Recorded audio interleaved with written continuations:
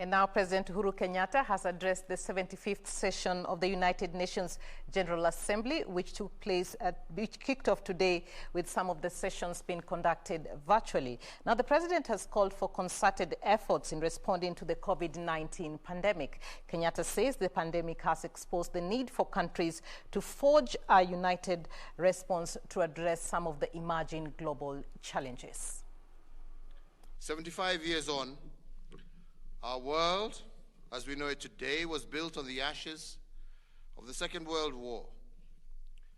Thanks to the resilience of humanity, the defeat of colonialization, and the establishment of a global multilateral mechanism, we are where we are. This commemoration comes against a backdrop, unfortunately, of a global crisis caused by the COVID-19 pandemic. Undoubtedly, developing and emerging economies have impacted disproportionately.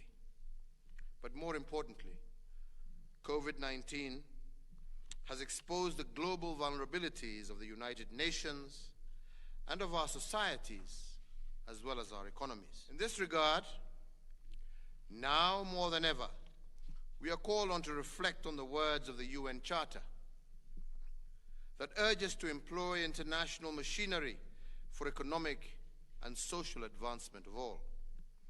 It is indeed a call for meaningful international partnerships and multilateral cooperation to build back better together.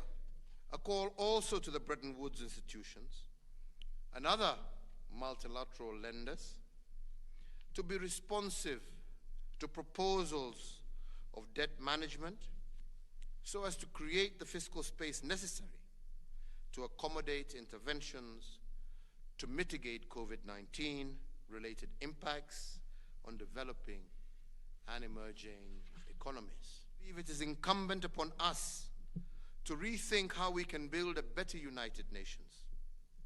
But in order to build back better the United Nations system, we must ensure that it is closer to the people, more representative of the 21st century, and in line with the spirit of leaving no one behind.